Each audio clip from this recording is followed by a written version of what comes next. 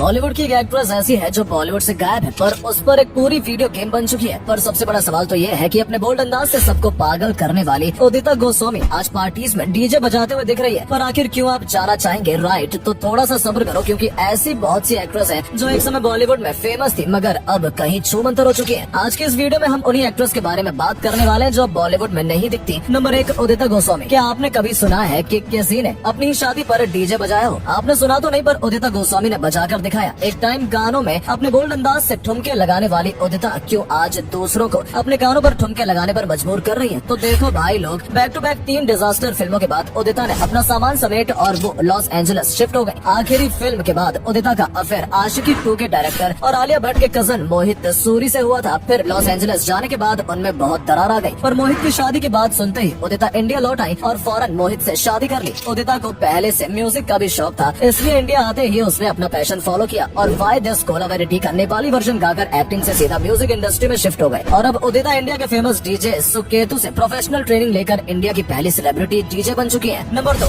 हर्षाली मल्होत्रा। हाँ, ये वही बजरंगी भाईजान वाली मुन्नी है जिसे ऑडिशन में आए हुए 5000 बच्चों में से सिलेक्ट किया गया था। पर क्या आप ये जानते हैं कि बचपन से एक बड़ी बड़ी मुन्नी ऑडिशन के टाइम पर भी बहुत बड़ी बातें कर रही थी और इसी वजह से उसकी माँ ने उसे सेट पर डांटा भी था। क्यों? उन्हें पता था हर्षाली को इस फिल्म में गूंगे बच्चे की एक्टिंग करनी है और थैंक गॉड फॉर दिस, वरना इसका सिलेक्शन बहुत मुश्किल था। लेकिन फिर करियर के पहले फिल्म से हर घर पर पहुंचने वाली मुन्नी क्यों आज खुद का यूट्यूब चैनल खोलकर उस पर डांस करते हुए दिखाई देती है। बजरंगी भाईजान के बाद हर्षाली मल्होत्रा को प्रेम रतन धन पायो में रोल ऑफर हुआ था, पर छोटा रोल होने के कारण उसकी माँ ने उससे रोल को रिजेक्ट कर दिया था। और फिर हुआ ये कि उससे फिल्म मिलना बंद हो गई। इसलिए आजकल हम उसे पढ़ाई के साथ साथ भरतनाट्यम सीखते हुए देखते हैं, जिसका फायदा शायद उसके वाले मूवी में होगा, क्योंकि जल्द हमें नास्तिक मूवी में दिखाई देने वाले हैं। नंबर 3, अनु अग्रवाल। अब बात करते हैं उस बॉलीवुड एक्ट्रेस की जिसने एक्टिंग छोड़ साधु जीवन अपना लिया। आशिकी मूवी की लीड एक्ट्रेस अनु अग्रवाल 25 सालों बाद कपिल शर्मा के शो में दिखी थी। आजकल अनु अग्रवाल फाउंडेशन चलाने के साथ मोटिवेशनल स्पीकर इस नाम से जानी जाती है। पर ये सब चीज हुई कैसे? असल में आखिरी फिल्म के बाद अनु योगा और आध्यात्मिक की ओर बढ़ी। अचानक एक बड़े कार एक्सीडेंट के बाद कोमा में चली गई और जब 29 दिन के बाद उन्हें होश आया तब वो सब कुछ भूल चुकी थी। उसे बस एक ही चीज याद थी और वो था उसका स्पिरिचुअल नाम आनंद प्रिया। फिर हॉस्पिटल से निकलते ही वो कहाँ गायब हो गई ये किसी को पता नहीं था। लोग कहने लगे कि वो साधु बन गई, पर कुछ दिनों बाद पता चला कि अनु बिहार के एक योगा स्कूल में रह रही है और वहाँ उसने 3 साल तक योगा से अपनी भूल हुई जिंदगी पर फिर से पाली है। हाल ही में अनु को इंडियन आइडल शो में भी देखा गया था। वहाँ भी अनु मोटिवेशनल बातें करने लगी, लेकिन शायद उन्होंने कुछ ज्यादा ही बातें कर दी, क्योंकि उनका कहना था कि शो को टेलीकास्ट करते वक्त उनके सीन काट दिए गए। नंबर 4, समीरा रेड्डी। क्या मैं कहूँ कि समीरा एक ऐसी इकलौती इंडियन एक्ट्रेस है जिसके बारे में एक पूरा वीडियो गेम बना है? तो क्या आप मानोगे? पर मानना पड़ेगा, क्योंकि गेम ऑलरेडी बन चुका है। Sameera the street fighter flop movie से परेशान होकर समीरा ने बॉलीवुड से स्विच करके तमिल इंडस्ट्री में तहलका मचाया। पर फिर भी क्यों समीरा को एक्टिंग करियर से दूर होकर हाउसवाइफ बनना पड़ा? वेल, 2014 में एक अपलोड की फोटो ने तमिल इंडस्ट्री से अलविदा उनको कहना पड़ा, क्योंकि ये फोटो में जो जनाब है वो है श्रीलंका प्रेसिडेंट के बेटे नमल राजापक्षा और तमिलियन पहले से ही श्रीलंका के खिलाफ है। तो बस हो गई Sameera boycott. Back to back Tamil film करने से समीरा की बॉलीवुड के दरवाजे भी बंद हो गए। इसलिए अपने करियर को टाटा बाय बाय करके समीरा ने अपने पति और 2 बच्चों के साथ खुशहाल जिंदगी जीने का फैसला किया और आजकल वो सोशल मीडिया पर बॉडी पॉजिटिविटी लेकर ट्रोलर को मुंह तोड़ जवाब देते हुए दिखती है। नंबर 5, असिन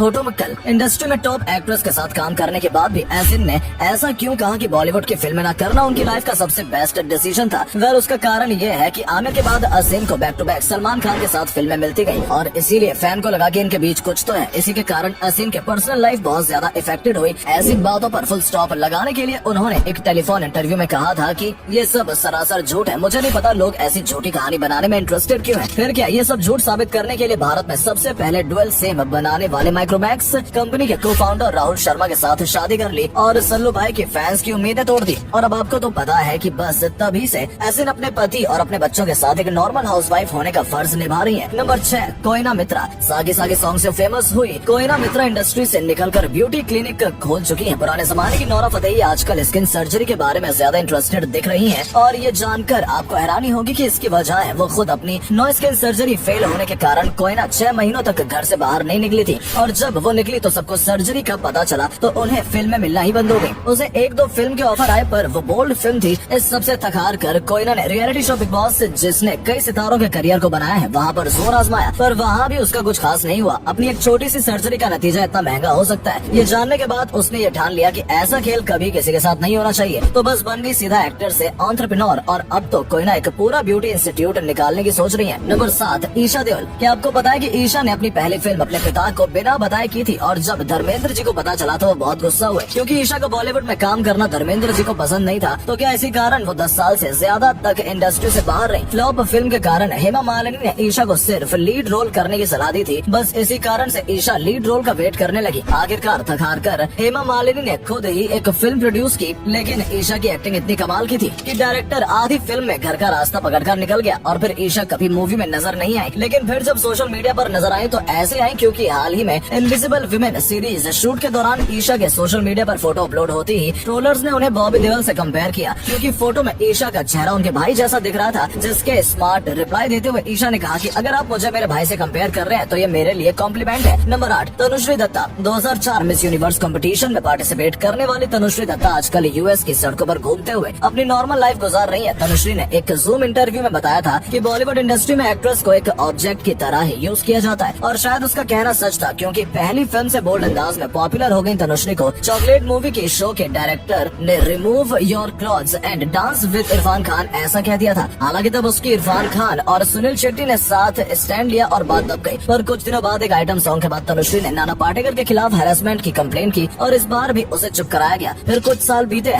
#MeToo मूवमेंट आया और तनुश्री को लगा कि इस बार बात उठाकर शायद कोई नतीजा निकले, पर अफसोस कोई नतीजा सामने नहीं आया। आखिर तनुश्री सब छोड़कर अपनी फैमिली के साथ यूएस से शिफ्ट हो गई। तो दोस्तों, आपका क्या कहना है इन एक्ट्रेस के बारे में, हमें कमेंट करके जरूर बताएं। वीडियो अच्छी लगी हो तो वीडियो को लाइक और शेयर करना ना भूलें। धन्यवाद।